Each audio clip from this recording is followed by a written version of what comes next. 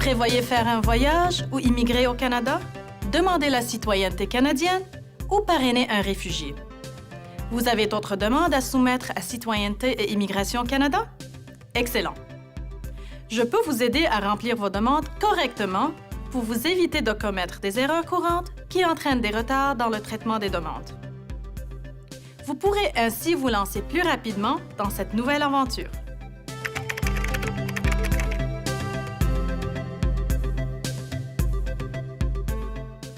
Bonjour, je me nomme Eliane et je travaille pour Citoyenneté et Immigration Canada, qu'on appelle en bref CIC. Nous recevons des milliers de demandes chaque année de gens de partout dans le monde. On dirait que le Canada a la cote. Ce que vous ne savez probablement pas, c'est que bon nombre des demandes que nous recevons sont incomplètes. Parfois, les demandeurs ne remplissent pas entièrement leur demande ou omettent de joindre certains des documents dont nous avons besoin. D'autres oublient de signer leur formulaire. Dans tous les cas, nous devons retourner les demandes sans les avoir traitées. Malheureusement, cela signifie que du temps précieux est perdu puisque les demandeurs doivent soumettre de nouveau leurs demandes et attendre qu'elles soient traitées. Je suis ici pour vous aider à ne pas gaspiller de temps et à vous épargner des inquiétudes. Soyez attentifs tandis que je vous montre les erreurs les plus fréquemment commises par les demandeurs. N'hésitez pas à interrompre la vidéo pour vérifier votre formulaire et vos documents. Lorsque vous êtes prêt à continuer, il vous suffit d'appuyer de nouveau sur la touche de lecture. Surtout, n'oubliez pas, le centre vidéo dans notre site Web contient d'autres tutoriels fort utiles pour vous aider à remplir votre demande. N'hésitez pas à le consulter. Commençons par remplir votre demande. Tous nos formulaires de demande sont accessibles en ligne. L'ordinateur est le meilleur moyen pour remplir votre formulaire, qui est ainsi plus facile à lire et à traiter. Certains formulaires comportent un bouton « Valider » dans le haut ou le bas de la page. Si votre formulaire offre cette fonction, assurez-vous de cliquer sur le bouton une fois que vous aurez terminé de le remplir. Vous saurez ainsi si vous avez rempli toutes les sections. Dans le cas contraire, les sections incomplètes du formulaire seront indiquées en rouge. Lorsque vous remplissez nos formulaires en ligne ou en format PDF, vous pouvez arrêter et enregistrer vos travail en tout temps. Cela vous permet de trouver facilement les documents requis ou des réponses aux questions. Vous pouvez revenir plus tard au formulaire pour terminer de le remplir. Voici un problème majeur. Nous constatons souvent que les gens sautent des questions ou n'écrivent rien. Assurez-vous de répondre à toutes les questions du formulaire. Ne laissez pas de questions sans réponse ou de cases vides.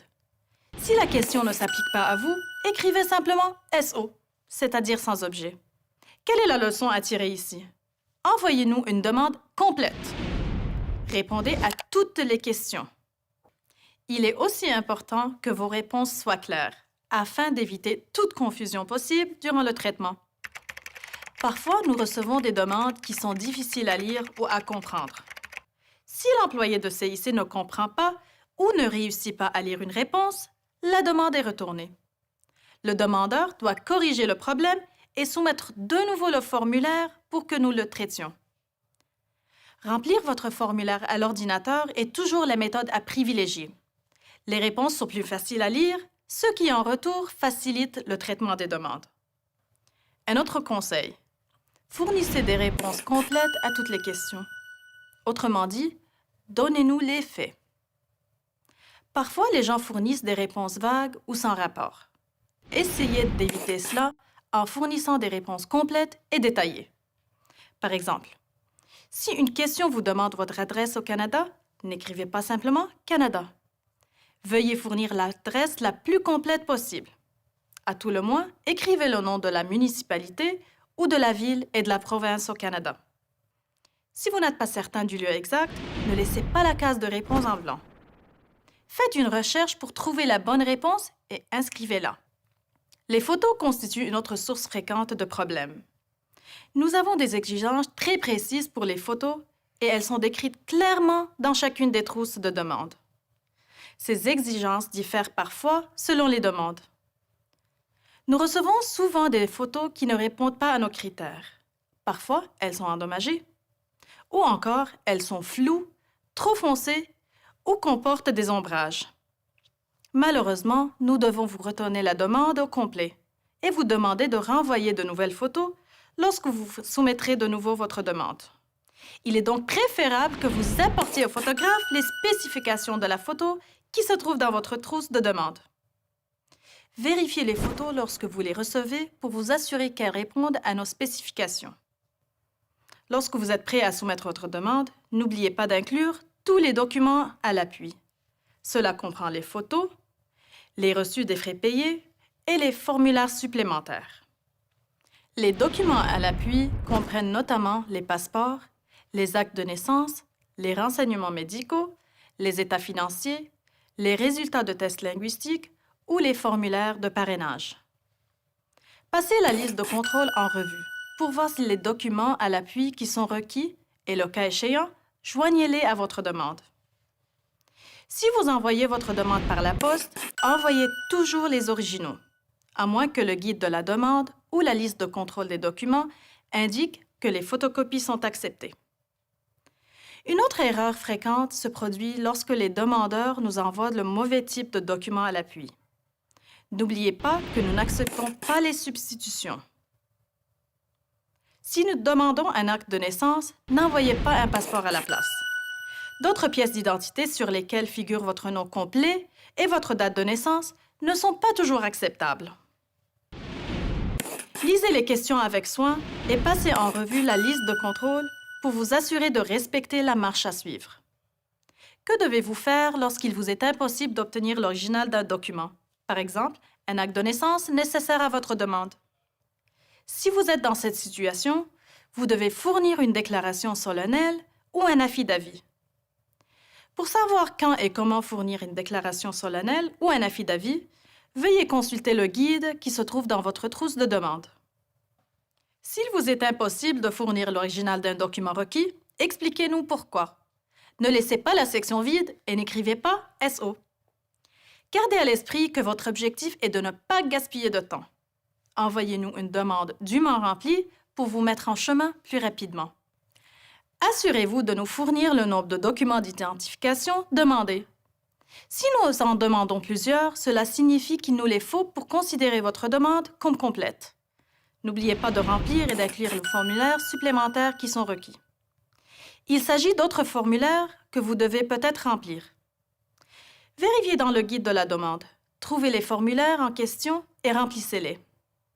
Avez-vous une famille, un conjoint ou des enfants à charge ou les deux? Assurez-vous de nous fournir tous les renseignements sur votre famille dont nous avons besoin.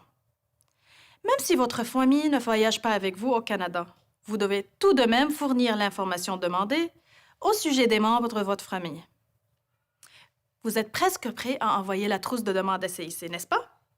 C'est le moment d'arrêter et de tout vérifier.